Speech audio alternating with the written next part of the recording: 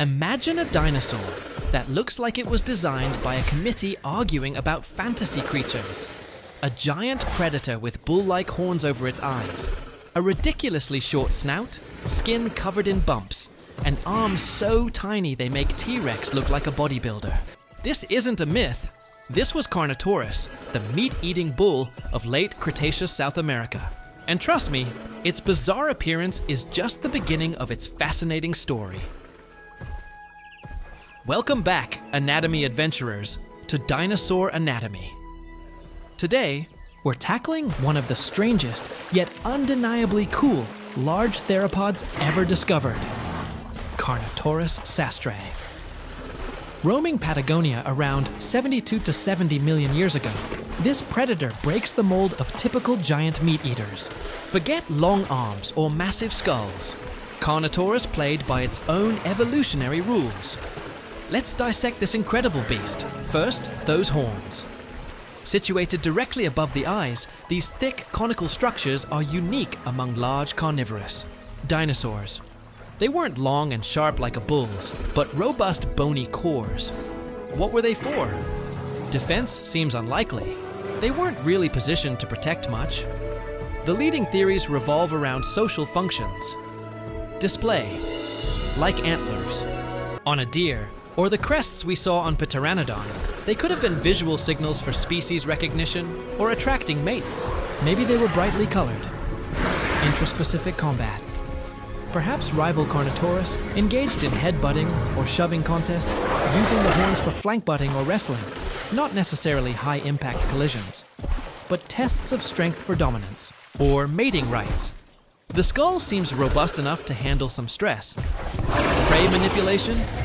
A less likely idea is using them to injure or pin down smaller prey, but their position makes this awkward.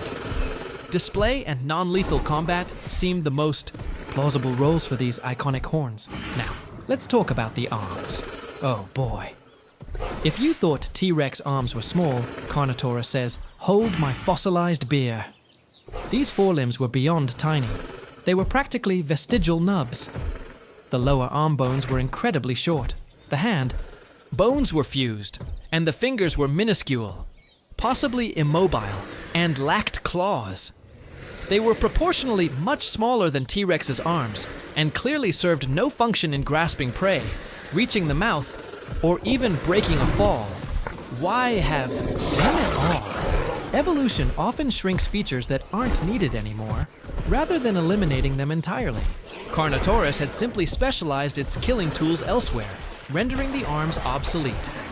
They are a testament to how highly adapted this creature was in other areas. So, if not the arms, what did it use? Let's look at the skull. It's unusually short and deep compared to dinosaurs like Allosaurus. While deep, it wasn't necessarily built for T-Rex-style bone-crushing bites. Studies suggest its bite force was relatively modest, but potentially very fast. The jaws could open wide, and the neck muscles were powerful. One idea is that Carnotaurus delivered quick, snapping bites, possibly targeting smaller, faster prey, or taking rapid chunks out of larger animals. Its skull also had some degree of kinetic flexibility, like Allosaurus, helping absorb impacts. And here's something truly amazing. The single known Carnotaurus fossil is so well preserved that it included extensive skin impressions. This is incredibly rare for large dinosaurs. What did it show? No feathers. Instead, Carnotaurus was covered in small, non-overlapping scales, with rows of larger conical bumps or scutes distributed along its sides and back, maybe giving it extra protection or texture. This gives us an unprecedented look at the actual skin texture of a large theropod, confirming a scaly, reptilian appearance for this particular lineage. Abelisaurids. Okay, horns for show, arms for nothing, and a quick bite. How did it catch? Its prey? All signs point to speed. Carnotaurus had powerfully built legs with proportions suggesting it was adapted for running. The thigh bone, femur, was relatively long, but the lower leg bones, tibia and fibula, were even longer, and the muscle attachment points, particularly for the cauda femoralis muscle, running from the tail to the leg, a major power source for dinosaurs. were huge. While calculating exact top speeds from fossils is tricky, Carnotaurus was likely one of the fastest large theropods, perhaps capable of impressive bursts to chase down agile prey across the open plains of Cretaceous South America. Imagine this horned, bumpy-skinned, tiny-armed giant sprinting after its next meal. What was it hunting? Its environment included various small ornithopods, possibly juvenile sauropods, turtles, snakes, and mammals. Its speed and quick bite might have made it adept at catching smaller, faster animals that other large predators might ignore.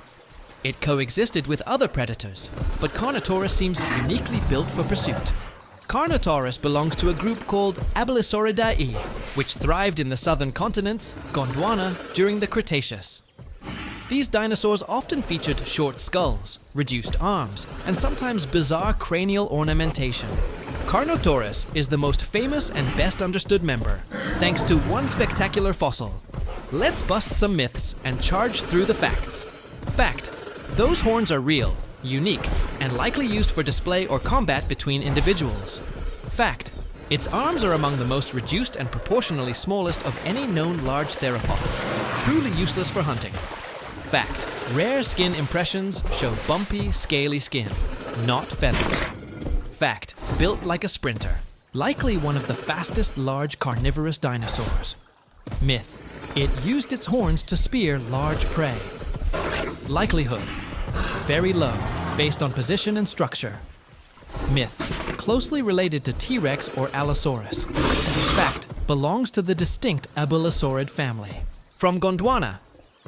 The incredible Carnotaurus skeleton was discovered in Patagonia, Argentina, in 1984 by the renowned paleontologist José Bonaparte. Finding such a complete and unique specimen, complete with skin impressions, was a groundbreaking discovery that dramatically expanded our understanding of theropod diversity, especially in the southern hemisphere. Its bizarre appearance and predatory prowess have also made it a fan favorite, featuring prominently in popular culture, including a memorable chase scene in Jurassic World, Fallen Kingdom. Carnotaurus truly forces us to rethink what a successful apex predator could look like. It wasn't a T-Rex, it evolved its own unique toolkit. Intimidating horns, blinding speed, a quick bite, and absolutely no need for functional arms. It was a specialized hunter perfectly adapted to its environment, a testament to the weird and wonderful paths evolution can take. What do you find stranger about Carnotaurus? The horns or the tiny arms? Let me know your pick in the comments. If you enjoyed this sprint through the anatomy of the meat-eating bull, please charge that like button, subscribe to Dinosaur Anatomy, and ring the notification bell for more explorations of prehistoric oddities. Thanks for watching, and stay fast.